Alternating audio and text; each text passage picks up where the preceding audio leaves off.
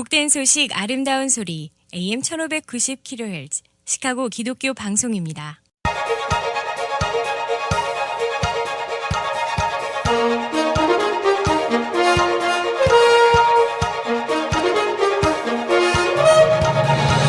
김정일 해설위원의 시사 해설. 세상을 넓게 봅니다. 삶의 지평이 넓어집니다.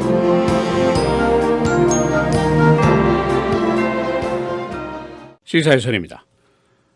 상원 공화당이 만든 새 의료안이 오늘 발표됩니다. 지난 5월에 아주 어렵게 통과된 하원안, 지지도가 현재 17%에 불과합니다. 그래서 과연 상원안이 얼마나 이것과 다른 것일까 하는 의문이 모두에게 있습니다. 언론들이 개략적인 내용을 관계자들의 말을 인용해서 보도하고 있지만 확실한 것, 구체적인 것은 오늘 발표가 나와 봐야 알 수가 있습니다. 아주 개략적인 내용은 가장 문제의 중심인 메디케이드 이 기금을 대폭 감축하도록 하고 있습니다. 이 부분은 하원안과 비슷하고, 그리고 이 부분이 바로 우리 커뮤니티에도 큰 영향을 미칠 사항입니다. 둘째로는 정부의 재정적 보조를 제한하는 것, 그리고 셋째는 오바마 케어를 위한 고소득층의 세금을 없애는 것, 이런 내용들이 주류를 이루고 있습니다. 지금 상원의 구조, 공화당이 52석을 갖고 있습니다. 과반수에서 불과 2표 여유를 가지고 있는데, 그러나 공화당 내부 보수측 또 중도측이 각각 다른 이유로 이 안에 반대하는 이견을 가지고 있습니다. 공화당 지도부의 계획은 오늘 구체안을 발표하고 내주 중에 7월 4일 연휴 전에 표결에 붙인다는 시간표를 가지고 있습니다. 과연 통과가 가능할 것인지 여러 가지 의견들이 나오고 있습니다. 그래서 오늘은 상원 의료안의 개략적인 내용이 어떤 것인지, 또 의료안의 완전 개혁을 위한 절차, 또 가능성은 어떤 것인지, 또 우리 커뮤니티에 미칠 영향은 어떤 것인지 알아보도록 하겠습니다.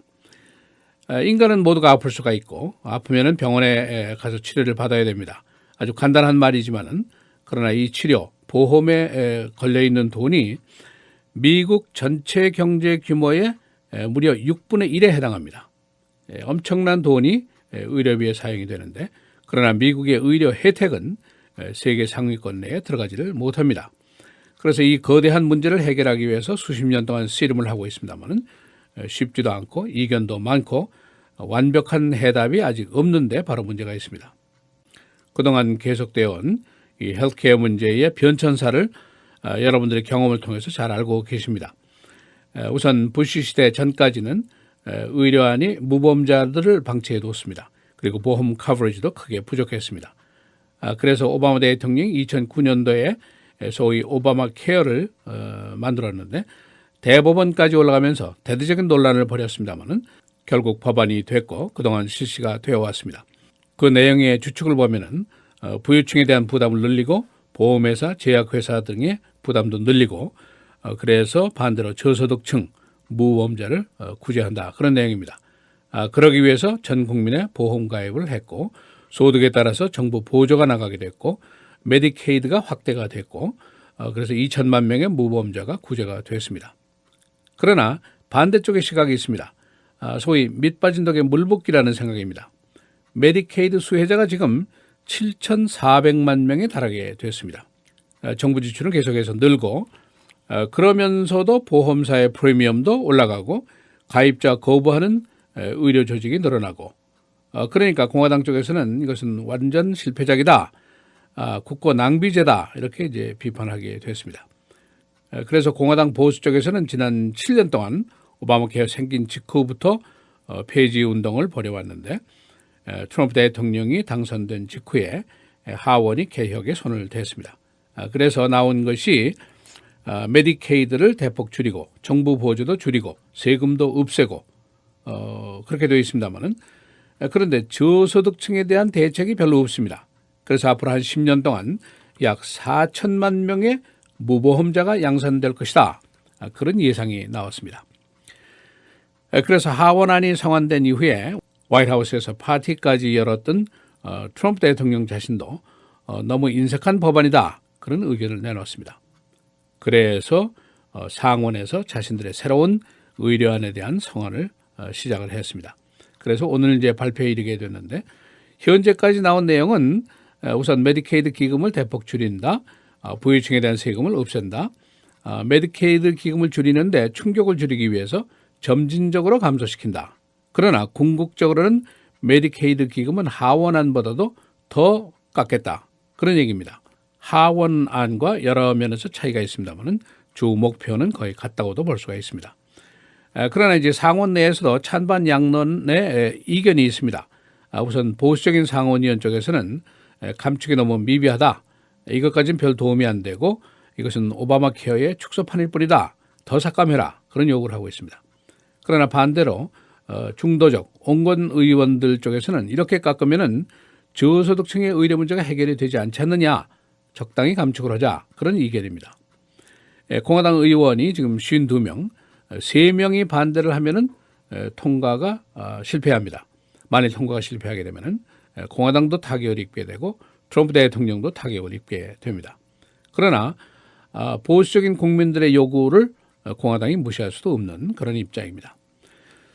또 하나의 문제거리가 있었는데 공화당 지도부가 문을 닫고 비밀리에 성안 작업을 했다. 그런 불만입니다. 정치권에 대한 불신 때문이었는데 민주당 공화당 내에서도 불만이 높습니다. 그러나 미치 맥코넬 상원 총무 같은 사람은 지금 나온 것은 기본적인 성안일 뿐이고 충분히 검토할 기회가 있을 것이고 충분히 개정안에 대한 의견도 수용을 하겠다. 그런 입장을 보였습니다. 그러나 표결에 들어가게 되는 날짜가 불과 일주일 후입니다. 그래서 일부 상원에서는 일주일 동안 어떻게 검토를 다 하느냐, 또 지역 구민들의 의견도 수렴을 해야 되는데 이걸 어떻게 하느냐, 그런 반문을 하고 있습니다. 하원에서는 CBO, 의회 예산국, 범정당적인 연구기관인데 이 분석 자료도 없이 이 안을 통과시켰습니다. 그러나 상원에서는 규정상 CBO의 분석을 본 후에 표결을 하도록 규정을 하고 있습니다. CBO는 이 안이 실행될 경우에 그 영향을 분석을 합니다. 이를테면 몇 명이 보험 혜택을 못 받게 될까? 연방기금의 지출 전략이 얼마나 될까? 지금 목표로 하고 있는 메디케이드 삭감으로 얻는 효과가 뭐냐? 이제 이런 분석을 하게 됩니다. 우리 한인 커뮤니티 메디케이드 수혜자가 많습니다. 노인 아파트 거주자, 양로원 거주자도 많고 푸스탬프 수령자 등도 많습니다. 그러니까 또 한 가지 오바마 케어 가입자도 꽤 많습니다. 그래서 만일 연방정부의 기금이 깎이고 주정부가 이를 줄이고 그러면 수혜자의 혜택이 줄어드는 것은 당연한 일입니다. 우리 커뮤니티에 수많은 기관 단체들이 있지만은 이런 수혜 대상자에 대한 파악이라든가 전문적인 조사 능력을 가지고 있는 기구가 사실은 없습니다. 게다가 이 보험 문제, 의료 문제 매우 복잡합니다. 그래서 커뮤니티 대부분이 이해도 어렵고 그러니까 관심도 낮고 그러니까 따라서 정치적인 의사표현의 방법도 없고 그런 능력도 우리 커뮤니티가 가지고 있지 않는 것이 실정입니다. 현실적인 문제를 한번 예를 들어본다면 A라는 사람이 갑상선 암 환자입니다. 앞으로 계속 치료를 받아야 되는데 지금 오바마 케어에 가입이 되어 있고 pre-existing 혜택을 받기 때문에 그리고 또 정부 보조를 받기 때문에 한 달 보험료가 한 $500라고 친다면은 그러나 앞으로 pre-existing 컨디션이 없어진다든가 정부 보조가 줄어든다든가 그럴 경우에 내가 그러면 $1,000를 내야 되느냐 $1,500를 내야 되느냐 이렇게 될 경우에는 가계가 휘청할 수가 있습니다. 지금으로서는 확실하게 알 수가 없습니다. 그런데 우리 커뮤니티 내에 많은 사람들이 pre-existing 컨디션이 뭔지 이 개념도 이해를 하지 못하는 사람들도 많이 있습니다. 이것이 바로 우리의 현실입니다. 시사해설 김정일입니다.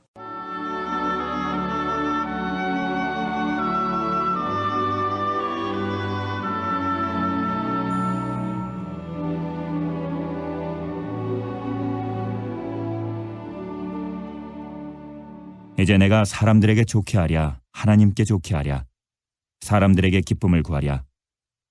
내가 지금까지 사람들의 기쁨을 구하였다면 그리스도의 종이 아니니라.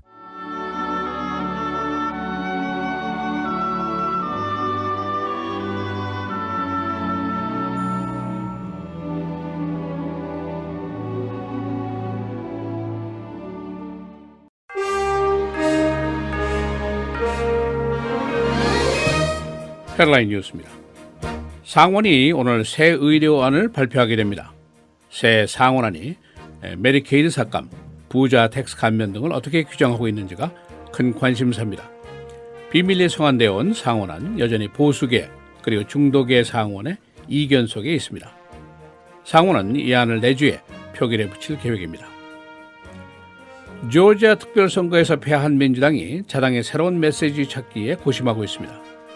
민주당 지도부는 현재 민주당의 정치적, 경제적 정책이 국민들에게 환영을 받지 못하고 있는 것으로 분석했습니다. 일부에서는 낸시 펠로시 체제의 종식을 주장하고 있습니다.